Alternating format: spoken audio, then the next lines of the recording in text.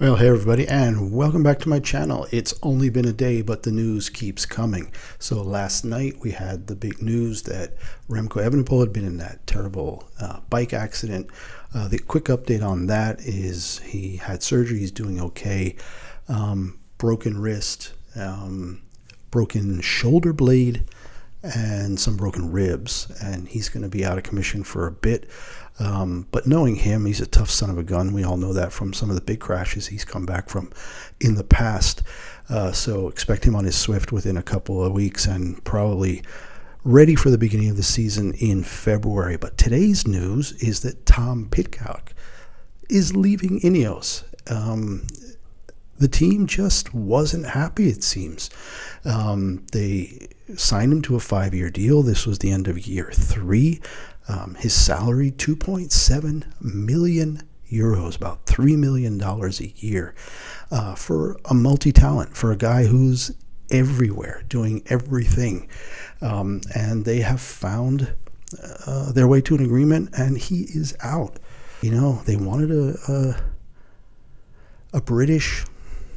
they wanted a British rider to be their big name for INEOS, British team, British rider, British champion. What's he done? What's he done this year? Let's look a little bit and see. If you look at the, he did win the Olympic cross country race in Paris, the mountain bike cross country. In the road race, he was 13th, so a good Olympics, 1 gold, which he repeated from 2021. That was before he was on INEOS. And then at the World Championships in the mountain bike cross country, he was 3rd. That's it as far as kind of big events this year, meaning World Championships and Olympics. His cyclocross season was not great. He did have some good results. He had 1 win.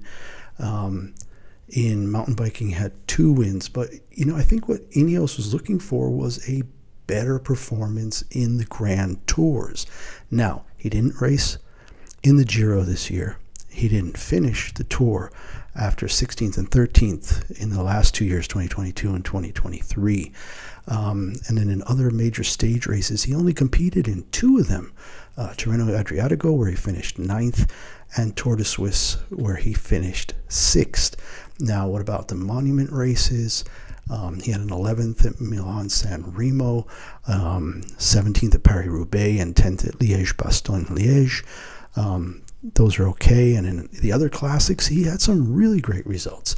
He won the Amstel Gold Race. He was 2nd in the Giro dell'Emilia towards the end of the year.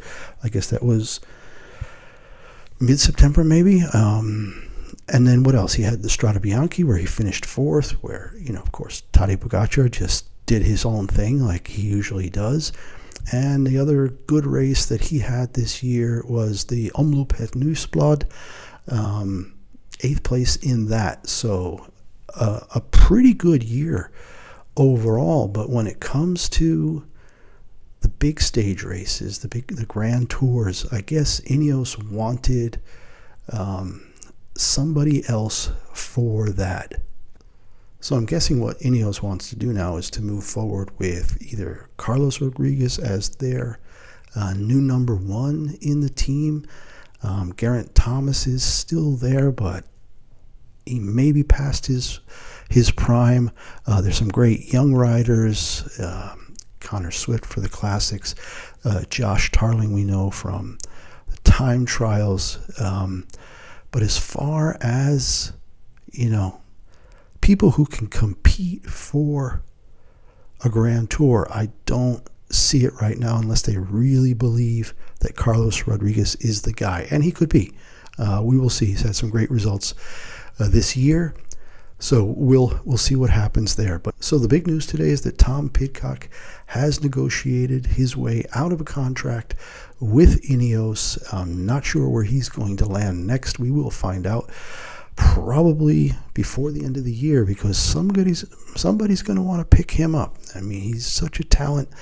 The brand on the chest, he gets a lot of visibility by competing in so many different races. So he's a fun guy to watch. He's small, he's wiry.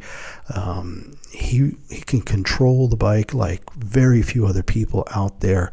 I really enjoy watching him race in all surfaces, cyclocross, mountain bike, and on the road. So let's just see where he lands. It's strange news. Not as bad news as yesterday with Remco crashing, but good to see him on the mend, and hopefully Thomas Pidcock will land on his feet and have a new contract by the beginning of the year, and we'll see him hopefully in Strade Bianche in the spring vying for a podium. So that's all we got for tonight. Take care, and we'll see you next time. Bye now.